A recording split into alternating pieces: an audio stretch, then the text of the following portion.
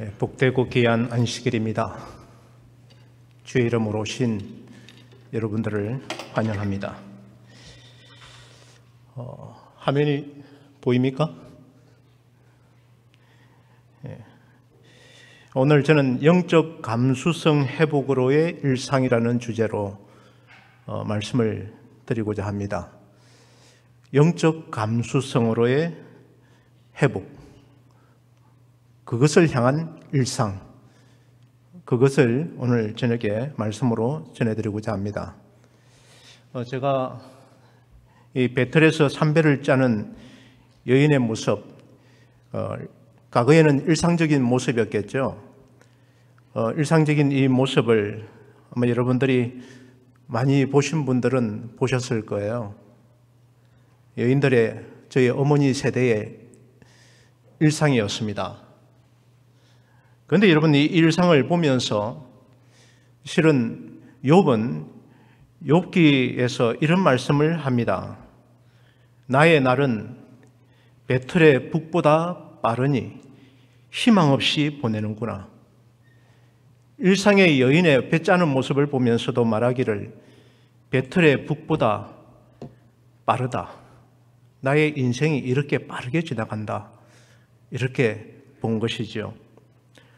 우리가 살아가면서 겪게 되는 많은 일상들, 그 일상들 가운데서 욥은 베틀의 북을 보면서도 나의 인생이 참 빠르게 지나가는구나, 영적인 생각을 가졌다는 것입니다. 여러분, 참 우리의 이 시간들이 얼마나 빠르게 지나가는지 시편 90편 9절에는 우리의 평생이 순식간에 다하였다, 이렇게 말했습니다. 이 순식간이란 말을 KJV에서는 한마디의 이야기처럼이라고 번역해 놨습니다. 짧은 시간에 지나갔다는 것이죠. NIV에서는 외마디 신음으로써 순식간이라는 말을 표현해 놨습니다. 그리고 RV 성경에서는 한숨과 같이 우리의 평생이 다 지나갔다고 얘기했죠. 우리의 일상이 이렇게 빠르게 지나갑니다. 2022년은 이민년입니다. 검은 호랑이 흑호의 해라고 그러죠. 60갑자에 계산했을 때에 임이 검은이라는 뜻이고 인이 호랑이라는 뜻입니다. 그래서 검은 호랑이의 해가 2022년입니다. 여러분, 호랑이 하면 우리가 수군가라고 알려져 있는 별주부전이라고도 하고 토끼전이라고도 하는 이 판소리에서 이 호랑이가 등장하는 대목이 나옵니다. 옛날 우리의 민족들은 이런 호랑이에 대한 이야기를 보면서도 참 해학적으로 풍자했다는 생각을 좀 가지게 됩니다. 그 내용을 최근에 이날치라는 이 판소리 밴드가 이 내용을 노래 불러가지고 2020년부터 시작해서 문화관광부 홍보 역할을 했는데 그 유튜브 영상을 본 사람들만 해도 3억 명이 넘는다 그래요. 그런데 범 내려오는 이야기를 참 해학적으로 표현했는데 여러분들에게 한번 소개해드리고자 합니다. 제가 판소리를 잘하면 한번 창을 해드리면 더 좋겠지만은 이제 그걸 못하니까 그냥 내용만 읽어드리겠습니다. 범 내려온다. 범이 내려온다. 장님 깊은 골로 대한 짐승이 내려온다. 몸은 얼숭덜숭, 꼬리는 잔뜩, 한 발이 넘고 누에 머리 흔들며 전동 같은 앞다리, 동화 같은 뒷발로 그냥 기 찢어지고 새낙 같은 발톱으로 잔디뿌리 왕모래를 차르르 헛치며 주홍 입 쩍 벌리고 으르릉 하는 소리 하늘이 무너지고 땅이 툭 꺼지난 듯 자라 정신없이 목을 움츠리고 가만히 엎적었다. 범 내려온다. 범이 내려온다.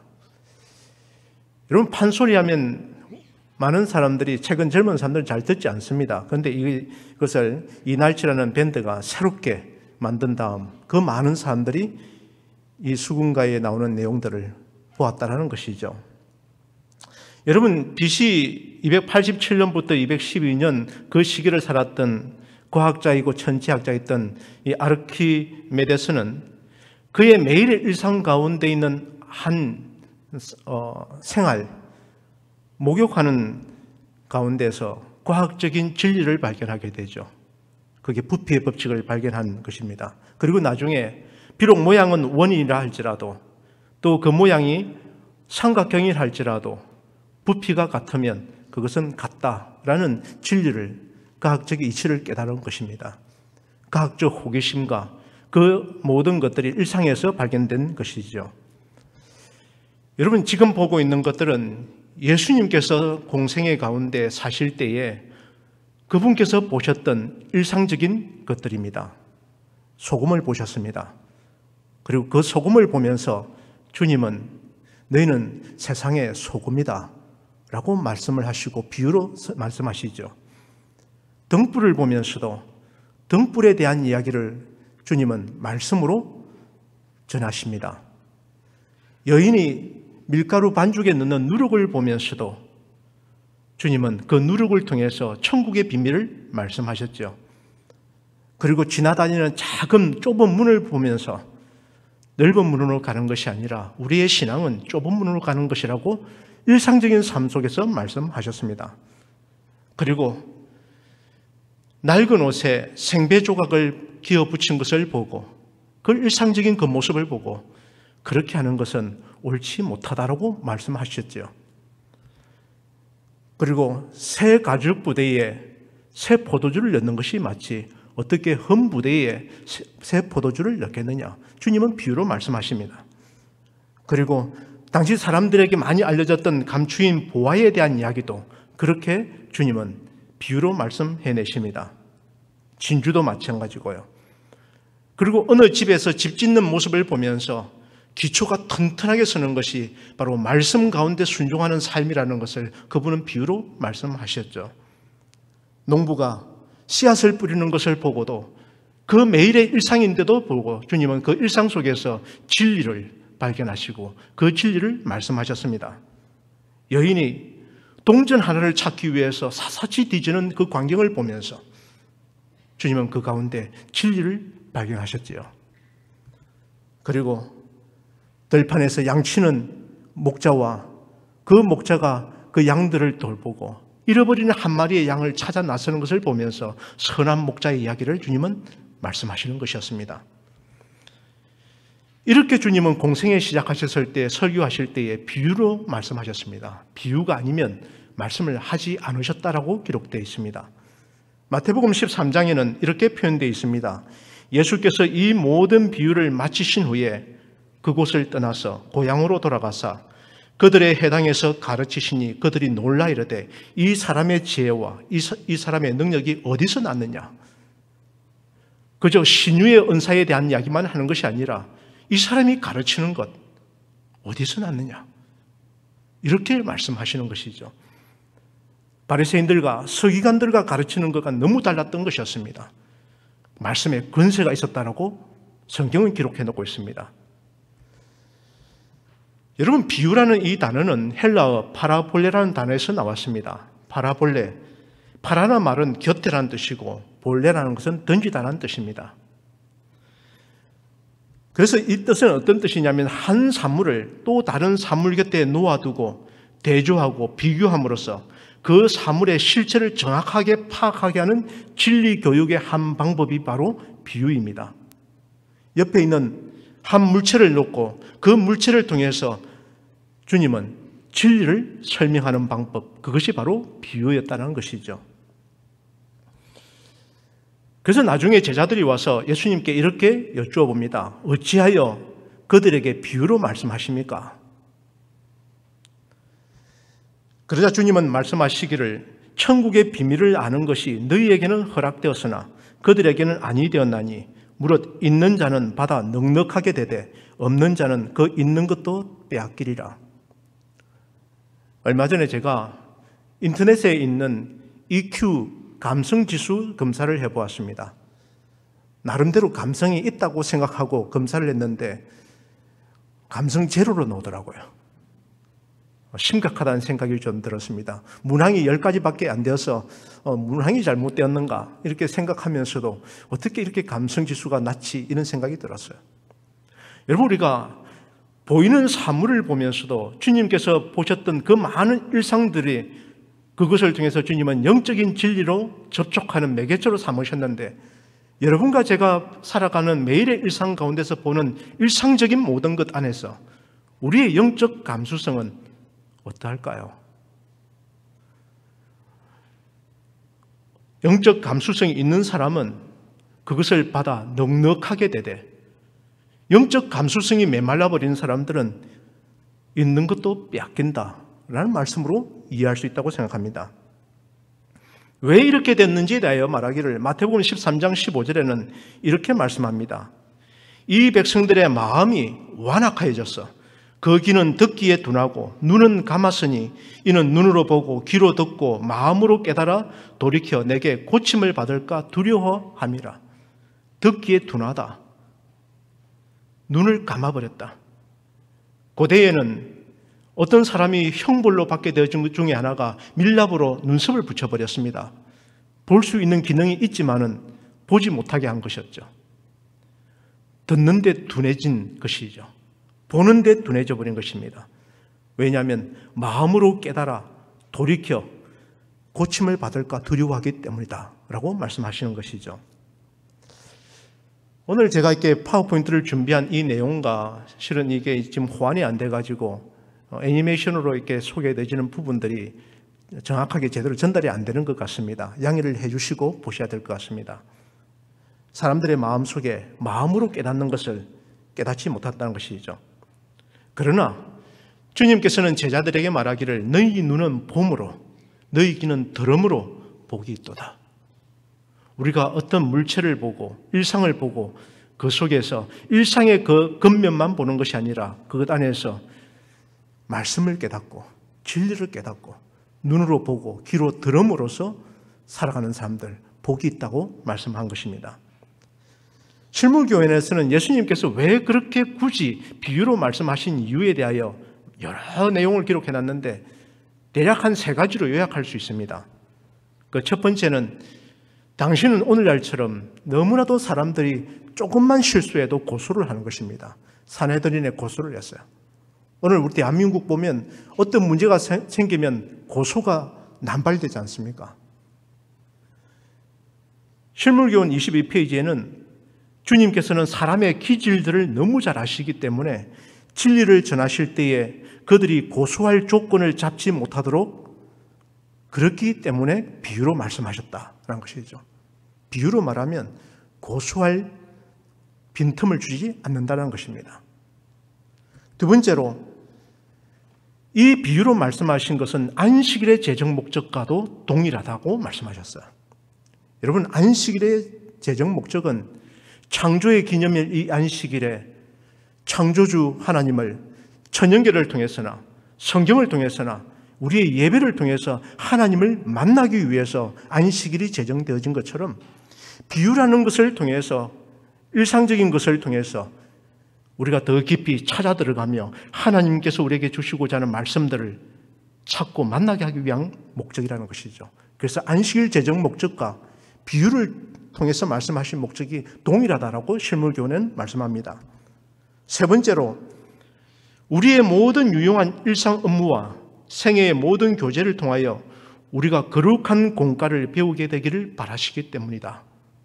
다시 말씀드리면 우리가 살아가는 평범한 일상 가운데서 주님께서 하신 말씀들을 통해서 그것을 연결시켜서 생활할 수 있도록 하기 위함이라는 것이죠. 그렇게 하게 되면 실물교훈 26페이지는 이렇게 말합니다. 하나님을 잊어버리지 않게 된다는 것이죠. 그 본문의 말씀을 읽어드립니다. 그렇게 할 것 같으면 매일의 수고에 우리의 정신을 빼앗겨 그것들이 우리로 하여금 하나님을 잊어버리게 하지 않을 것이다. 오히려 그러한 일들이 항상 우리의 창조주와 구주를 생각나게 해줄 것이다. 하나님께 대한 생각이 우리의 모든 가정생활의 자질구레한 일과 업무를 통해 금실처럼 이어질 것이다. 우리의 생활의 일상적인 것이 그 실물 교훈을 통해서 비유에 하신 말씀들을 통해 나중에 그 자질구레한 것까지도 금실처럼 이어진다는 것이죠. 그러므로 여러분, 우리가 지난 6일 동안 일상 가운데 시간을 보냈는데 그 일상 가운데 보냈던 가정생활이든 직장생활이든 자질구레한 일과 그 업무들 가운데서 비유의 말씀을 통해 주님께서 발견하셨던 것처럼 우리도 그렇게 발견해 나간다면 금실처럼 이어지는 경험을 분명 하게 된다는 것이죠. 안실학교 교사들에게 보낸 금연에는 예수님께서 봉사기간에 진리의 교훈을 가르치실 때 즐겨 사용하였던 비유들은 그분의 정신이 천년계의 아름다운 가마에 대하여 얼마나 개방적이었는가를 보여주며, 봉사생활에 나오시기 전에 일상생활의 모든 환경 속에서 영적 교훈을 얼마나 즐겨 배우시는가 하는 것을 나타낸다.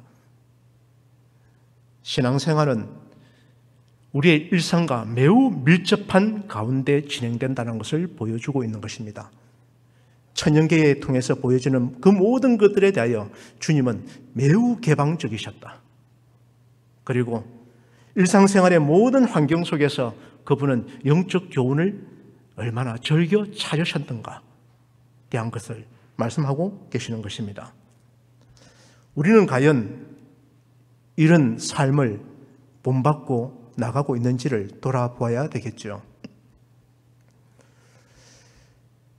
그런 면에서 제가 추가로, 앞서 제가 사진을 보여줬지만 추가로 주님의 비유 28가지를 더 담아보았습니다. 오늘은 제가 이 28가지 한 가지 한 가지를 설명하는 것이 아니라 우리 주님께서 그분의 일상 가운데서 보셨던 그 일상이 어떤 것들이었는지를 한번 보면서 나의 잃어버린, 일상에서 잃어버렸던 그 영적 감성을 우리가 일상 회복으로 돌아가기를 간절히 바라는 이 상황에서 주님처럼 그렇게 돌아갔으면 좋겠습니다. 혼인집에 갔었을 때, 포도원을 들렸을 때, 어느 집주인을 만났을 때, 빚에 허덕이고 있는 빚진 자를 보았을 때, 어느 아버지의 두 아들의 이야기를 들었을 때, 양과 염소가 하는 그 모양들을 보면서 달란트를 추수할 일꾼, 어떤 불의한 농부의 이야기, 망대 건축의 이야기, 큰 빚에서 탕감받은 자의 이야기, 열머나의 이야기, 무화과 나무, 열매 없는 무화과 나무의 이야기, 열처녀의 이야기, 밤중에 찾아온 어느 벗의 이야기, 어리석은 부자의 이야기, 집 나간 아들의 이야기, 어느 가부와 재판관의 이야기, 불의한 청지기의 이야기, 선한 목자와 양의 이야기, 어느 사마리아인의 이야기, 깨어있는 문지기, 전쟁하는 왕, 일하는 종, 두 기도자, 포도나무와 가지, 높은 자리를 탐하는 사람들, 장터에 놀고 있는 아이들까지도 주님은 그 모든 것들이 다 그분께서 일상 가운데서 보는 것이었습니다. 그 모든 것들을 비유로 말씀하셨다는 것이죠. 그러니 이 가르침이 바리새인들과 서기관들이 모세의 오경이라고 하며 가르치는데 사람의 마음속에 와닿지 않는 그 이야기들을 풀어내는 것보다도 훨씬 주님의 말씀은 청중의 마음속에 파고 들어갔던 것입니다. 하이프는 같은 책 42페이지에 장래의 시련을 준비하는 한 방법이라는 챕터에 이런 말씀을 담아 놓았습니다. 그리스도의 종들은 신앙으로 인해 시련을 받게 될 때 판에 박은 듯한 말을 제시하려고 준비하여서는 안 된다.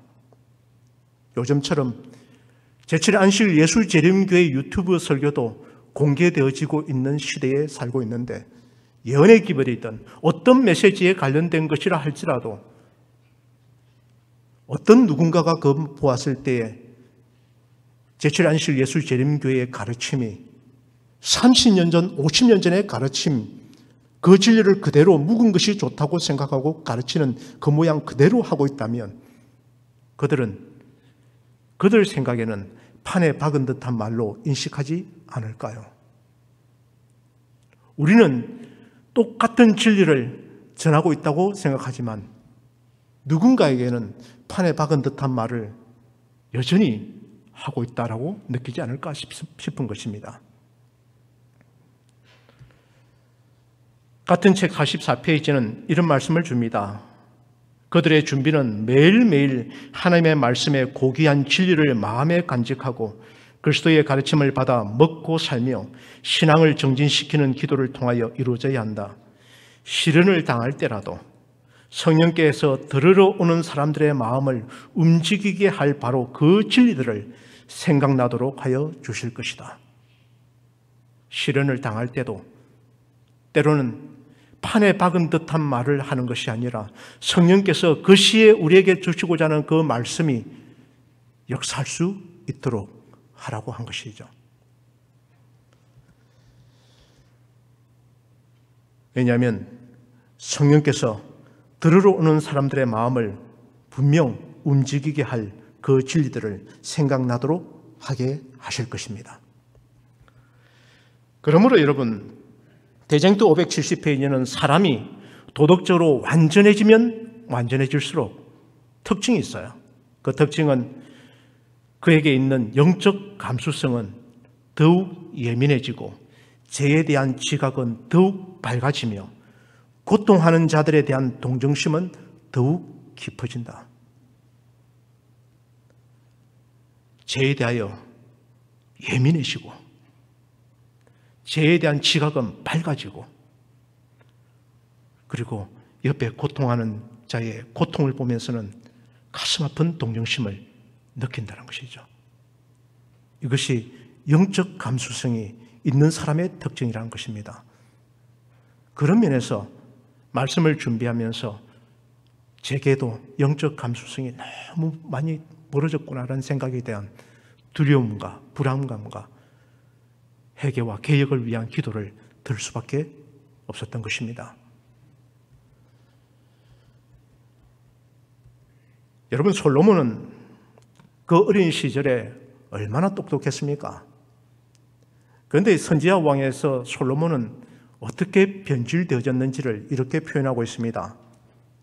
세 가지 예를 이렇게 나이별로 해놨는데 아무것도 모르는 유아를 비통에 젖어 있던 그의 생모에게 돌려줄 수 있을 만큼, 여러분 이 이야기 아시죠? 한 집안 동시에 여인이 아이를 낳았는데 한 아이가 죽었을 때의 이야기죠. 유아를 비통에 젖어 있던 그 생모에게 돌려줄 수 있을 만큼 솔로몬은 지혜롭고 동정심이 많던 그 사람이 나중에는 아이들을 산채로 제물로 바치는 우상을 세우는 일에 동의할 만큼 타락하였다. 여러분, 우리와 비교되지 않을 만큼 지혜로웠던 왕이 아이를 생모에게 돌려주겠다는 마음이 동정심으로 가득했던 그가 나중에 아이를 산채로 제물로 바치는 우상에 동의할 만큼 타락했다는 것이죠. 청년 시절에는 이렇게 표현합니다. 청년 시절에 그는 놀라운 판단력과 총명을 받았던 바로 그 사람, 영감을 받았던 그 사람이 솔로몬 말년에는 거무스와 아스다롯 예배와 관련된 음탕하고 반역적인 의식들을 지지할 만큼 순결해서 멀리 떠나갔다. 그리고 이 솔로몬에 대하여 선지자왕 57페이지는 이렇게 표현합니다. 그가 이제는 자기 자신이 범법자가 되어 마음과 몸으로 뿐만 아니라 실생활에서 자신의 말을 부인하게 되었다. 솔로몬은 자유를 방종으로 오해하였다. 그는 빛과 어둠을, 선과 악을, 순결과 불결을, 그리스도와 벨리알을 연합시키려고 노력하였으나 얼마나 비싼 대가를 치렀는가. 이렇게 변해버린 것입니다.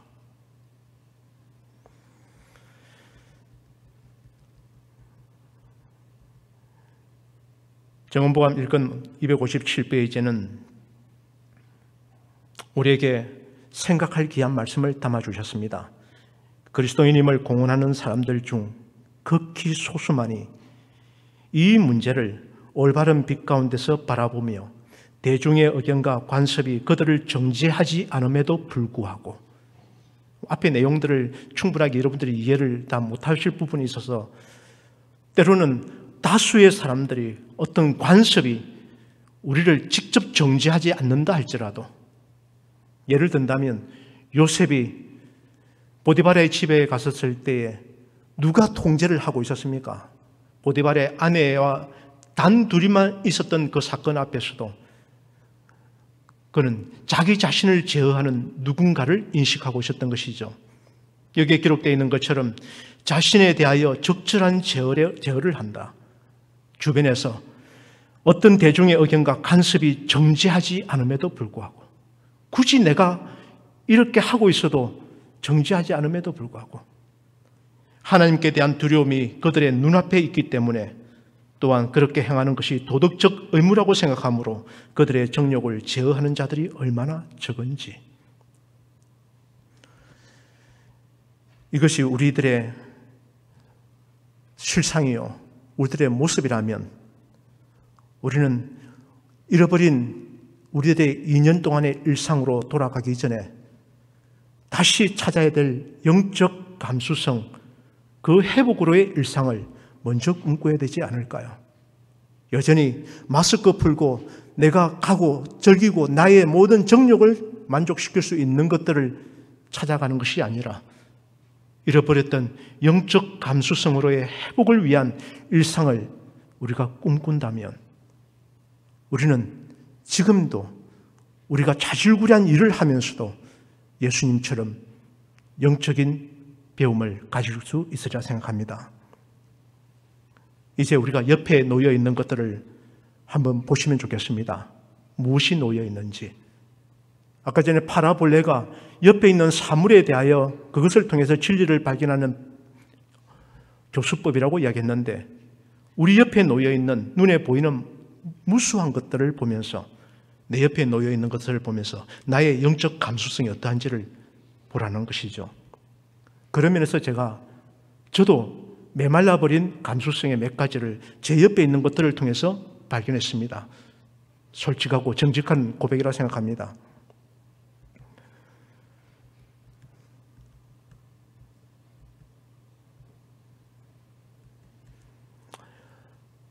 제가 이렇게 실은 이게 하나하나를 넘기면서 이렇게 체크해야 되는데 다 나와버렸네요. 답도 다 나와버렸네요.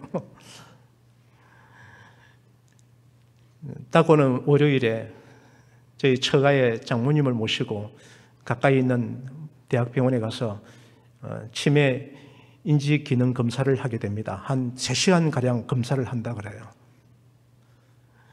그래서 제가 치매에 관련된 것들을 여러 살펴보게 되었습니다. 그래서 치매와 가장 유사한 건망증과 치매를 이렇게 같이 좀 비교한 내용들을 살펴보았어요. 한 7가지인데 여러분들도 한번 체크해 보십시오. 방금 전 내 휴대폰을 어디 두었는지 기억이 나지 않는다. 이거는 건망증인가 치매인가에 대해 말하기를 건망증이라고 말해요. 휴대폰을 들고 이것이 무엇에 사용되는지 기억이 안 난다. 여기 주머니 속에 휴대폰을 딱 봤는데 갑자기 이 휴대폰을 어떻게 사용해야 되는지 사용 용도가 기억이 나지 않는다. 이건 건망증일까요? 치매일까요? 치매라는 거죠. 그리고 사물을 보고 이게 뭐지? 처음 보는 건데 라고 생각한다면 이것은 치매라는 것입니다. 힌트를 주면 금방 떠오르면 그거는 건망증이라는 거죠. 상대방의 말을 들으면서도 그 말을 조합하지 못하고 그 뜻을 이해하지 못하면 치매의 증상이라고 말한다는 것입니다. 그리고 계절에 맞지 않는 겨울에 여름 옷을 입고 나간다. 치매라는 것이죠. 상파 판단력이 없다는 것입니다. 한두 번 다닌 길을 잘 못 찾는다. 그거는 치매가 아니고 건망증이라는 거예요. 그건 누구나 한두 번 간 길 정도는 잊어버릴 수 있다는 것이죠. 제가 왜 이 간단한 테스트에 대한 이야기들을 여러분들에게 했냐면, 우리 옆에 놓여 있는 것들을 보면서 그것이 정말 내 옆에 있는 이것이 무슨 용도로 있는지, 과거에는 이것이 무슨 용도로 있었는데 그 용도가 기억나지 않아요. 그러면 건망증일까요? 치매일까요? 치매겠죠. 하이프는 그런 이야기들을 하면서 영적 불구자라고 표현했습니다. 눈은 있지만 보지 못하고 귀는 있지만 듣지 못하는 영적 불구자라는 것이죠. 제가 교회 진함을 보면서 목회 때에 교회 진함을 펼쳐놔놓고 아이들과 함께 조성 예배를 드렸던 그것이 그 기능이 생각이 나지 않아요. 가족들을 불러 모으고 같이 예배를 드리고 함께 찬양했던 그 모습이 마치 휴대폰을 보고 이게 무슨 기능인지 모르는 것처럼 교회 지남을 보면서도 그저 우리가 교회 소식과 그달의 말씀들을 쭉 훑어보고 매일의 조석의 예배의 제단에 말씀으로 썼던 이 교회 지남은 우리 성도들의 가정에는 어떠한지 여쭙고 싶은 것입니다. 어떤 분에게는 가정교과가 그러지 않을까요? 가정교과를 가지고 있는데도 불구하고 과거에는 그 가정교과를 빼곡하게 성경 연구를 하고 공부를 했는데 이제는 가정교과를 보면서도 책자는 거의 활용되지 않냐고 휴대폰으로 다른 내용을 보다 보니까 어느새 그렇게 하는 중에 가정교과를 매일같이 하던 것들의 일상이 사라져버리고 있지 않는지 돌아보는 것이죠.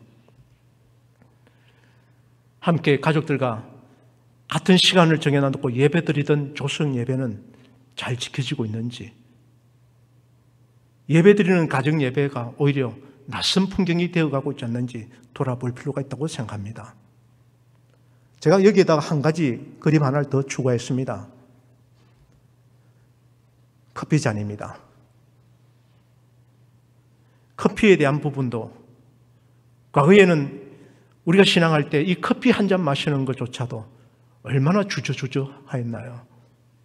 그러나 이제는 우리의 일상 가운데 커피를 당연하게 마시는 것, 낯설지 않는 풍경처럼 되어가고 있는 재림교의 풍경, 우리들의 모습이 아닌가 생각을 가져보면서 저는 이 안식일에 우리들의 잃어버린 영적 감수성을, 그것을 정죄하려 함이 아니라 우리들의 잃어버린 감수성을 다시 회복하자는 이야기를 드리고 싶은 것입니다. 비단 이것만 있겠습니까?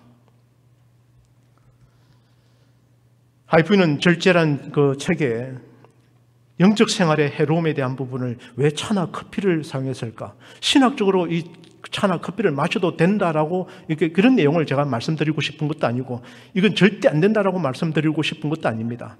여러분들의 영적 감성 지수가 허락하는 대로 누군가가 나에게 대하여 그것을 옳지 못하다라고 정죄하지 않는다 할지라도 하나님의 말씀이 나의 감성을 건드리고 있기 때문에 그것을 지켜야 된다면 지키는 사람, 그것이 마지막 때를 살아가는 우리들의 모습이 되어야 되지 않을까를 생각해 보는 것입니다. IF는 이렇게 말씀합니다. 차나 커피를 마시는 것은 일종의 죄이며 해로운 방종이다. 그러므로 그건 역시 다른 악과 같이 영혼에게 상처를 입힌다. 사랑하는 이 우상, 차와 커피를 마시는 것을 1800년도 후반에 재림 신자들은 이걸 어떻게 보았냐면 이것은 사랑하는 우상이라고 표현했어요. 이 사랑하는 이 우상은 신경을 흥분시켜 병적인 행동을 하게 한다. 타락한 시극에 방종하는 자들은 건강과 지성에 해를 끼친다. 그 결과 그들은 영적 사물의 가치를 깨달을 수 없다. 그들의 감수성은 둔화되어지고 죄가 죄스러워 보이지 않고 진리가 세상 재물보다 더 가치 있게 보이지 않는다. 여기에서 문제가 있다는 것이죠. 어떤 사람들은 커피 한 잔이 더 건강에 좋다라고 말합니다. 과거에는 그 커피가 너무 비쌌기 때문에 마시지 못한 것이었지만은 자전거 타는 것과 똑같은 원리라고 표현하는 사람들도 있습니다. 그분은 그렇게 생각하시고 이분은 이렇게 생각한다 할지라도 말씀이 우리에게 주시고자 하는 것 앞에서 우리가 영적 감수성이 있는 사람들은 더욱 예민해진다고 말씀하지 않으셨습니까? 그렇다면 우리가 혹시 행여나 이런 부분들이 우리의 영적 사물의 가치를 깨달을 수 없도록 만들고 우리의 감수성을 둔화시키고 죄가 죄스러워 보이지 않고 진리가 세상 재물보다 더 가치 있게 보이는 나중에 과정으로 되어간다면 솔몬과 같은 길을 우리는 또다시 그 전체를 밟고 있는 일상이 되지 않을까 하는 것입니다.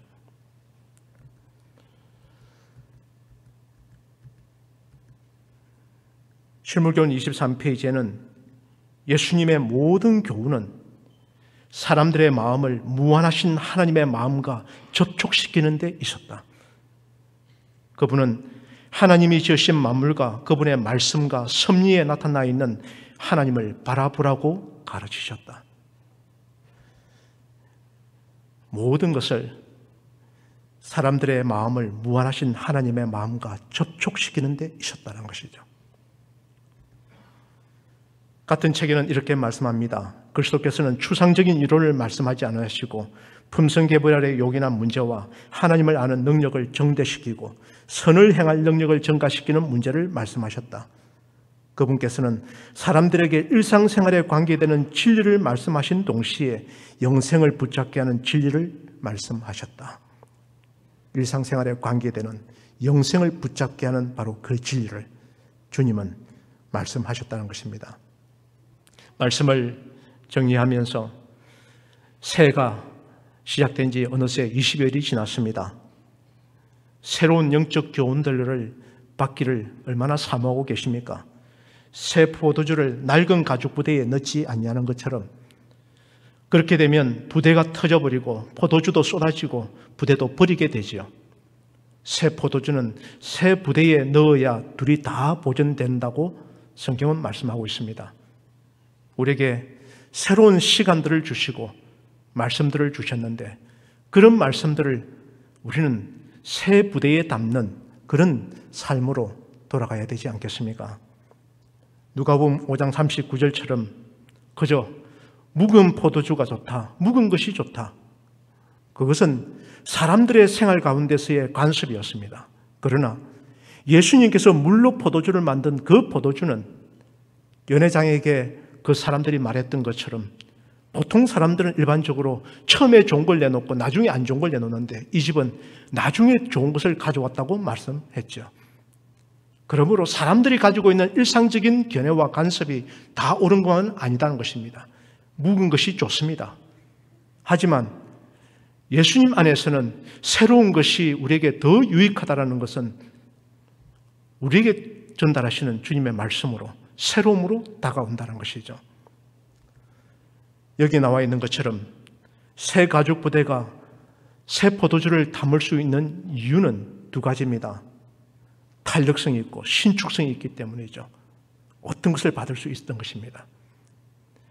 수군가에 나오는 그 별주부전의 내용을 고대 판소리의 창을 그대로 이어가는 묵은 것도 유용하겠지만 때로는 그 소리에 귀를 기울이지 않는 이들에 대하여 한 젊은 밴드가 그렇게 그 내용들을 전달하고 해학적으로 표현했던 것처럼 우리에게 전해지는 수없이 많은 말씀들 가운데 묵은 것으로 고수하고 지켜야 되는 것도 분명히 있을 것이고 새롭게 더 새롭게 말씀을 전하기 위하여 끊임없이 연구하고 기도해야 될 우리들의 목도 있다는 것을 우리는 이 안식일에 기억했으면 좋겠습니다. 그렇게 됐을 때 그 새 가죽 부대에 담겨진 새 포도주는 가장 아름다운 그런 맛을 만들어낼 것입니다. 시대소망 279페이지 같이 한번 읽어볼까요? 만일 하나님이 시작 만일 하나님의 백성들이 그리스도의 은혜로 말미암아 새 가죽 부대가 된다면 그리스도께서 새 포도주로 그들을 채워주실 것이다.